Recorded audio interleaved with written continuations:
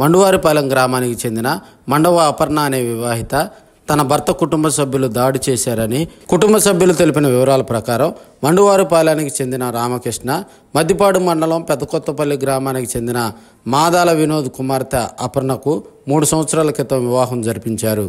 అయితే రామకృష్ణ మానసికంగా శారీరకంగా పనికి రాకుండా ఉండి తన కుమార్తెను నిత్యం వేధింపులకు గురి చేస్తున్నారని, ఈ సందర్భంగా ఇటీవల గొడవ జరిగి తనపై దాడి చేశారని, దానికి సంబంధించిన కేసు కూడా నమోదైందని చెప్పారు. జిల్లా ఎస్పీకి స్పందనలో ఫిర్యాదు చేయగా భర్త ఇంటి వద్దనే తన కుమార్తెను కూడా ఉండమని సూచించి ఆమెకు రక్షణగా తమను ఉండమన్నారని వినోద్ చెప్పారు.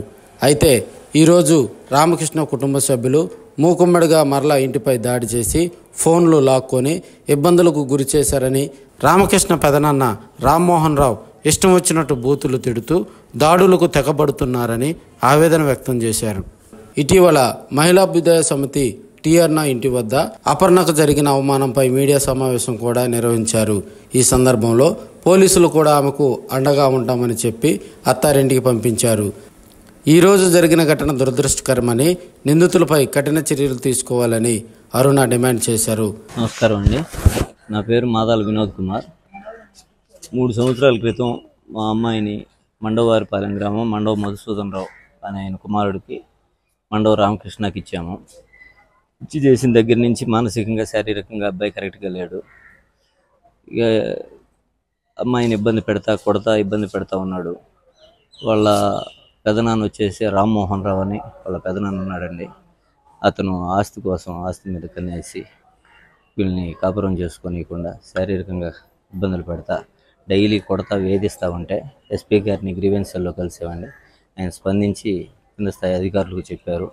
వాళ్ళు ఏదో పెద్ద మనుషులతోటి మాట్లాడుకొని ఇది చేయమని చేస్తుంటే అట్లా దారికి రాకుండా మాట్లాడకుండా అమ్మాయిని నిత్యం కొడుతూ వేధిస్తా మమ్మల్ని అటాక్ చేసి లాస్ట్ టైం నన్ను తలపగలు కొట్టారండి. 9 కుట్లు వరకు పడినాయి. ఇవన్నీ ఇదే హాస్పిటల్లో, గవర్నమెంట్ హాస్పిటల్లో ట్రీట్మెంట్ తీసుకొని చేసాము. ప్రజెంట్ బెయిల్ మీద ఉన్నాడండి అతను. ఈరోజు ఉదయం దాదాపు 15 మందితోటి రామ్మోహన్ రావు, నా అల్లుడు అయిన రామకృష్ణ, వాళ్ళ అమ్మగారైన మండవ రాధిక, రామ్మోహన్ రావు వీళ్ళందరూ వచ్చి విచక్షణ రహితంగా కొట్టారండి. ఇంటి మీదకి వచ్చి అమ్మాయిని, నన్ను, మా మిస్సెస్ని కొట్టి మా మొబైల్స్ కూడా లాక్కొని వెళ్ళిపోయారండి. వెళ్ళిపోయి గంటలో మీరు గనక ఈ ఇంటి దగ్గర నుంచి లేకపోతే మిమ్మల్ని లేపేస్తాం, చంపేస్తాం అని చెప్పనని తీవ్రంగా బెదిరించి ఇది చేశారండి. నా బిడ్డకు 3 సంవత్సరాలు పెళ్ళి అయ్యింది. అతను ఏ విధంగా శారీరకంగా కానీ మానసికంగా కానీ కరెక్ట్గా లేడు. అదేమైనా అడగటానికి పోతే మా మీద కొట్టడానికి వస్తున్నారు. కరెంట్ ఆపేశారు, పైప్ లైన్ వాటర్ ఆపేశారు. అతను పట్టించుకోవట్లేదు. భర్తగా అతను చేయాల్సిన రూల్ కూడా అతను చేయట్లేదు. అదేమని అడిగితే ఎవరికో మీకు దిక్కున్న చోట చెప్పుకోండి అది ఇది అని అంటున్నాడు.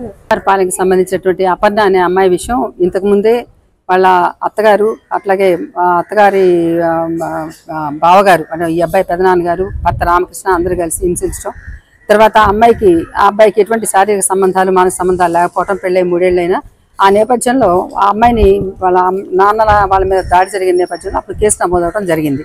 తర్వాత వాళ్ళ ఇంటి ఎదురుగానే వీళ్ళు ఉంటూ ఉన్నారు, ఒకళ్ళకొకళ్ళు ఎదురుగా. అయితే ఇవాళ ఉదయం అమ్మాయి భర్త రామకృష్ణ, అత్తగారు రాధిక, తర్వాత వాళ్ళ పెదనాన్న రామ్మోహన్, ఇంకా ఎవరో దినేష్ అంట, చుట్టుపక్కల వాళ్ళ బంధువులు వాళ్ళంతా కూడా కలిసి నువ్వు ఇంట్లోంచి లేచి వెళ్ళిపోతావా లేదా అని చెప్పనేసి బెదిరిస్తూ వీళ్ళని కొట్టి ఆ ఫోన్ లాక్కొని వెళ్ళి ఈ అమ్మాయిని చాలా రకాలైన మాటలు ఆడటం జరిగింది.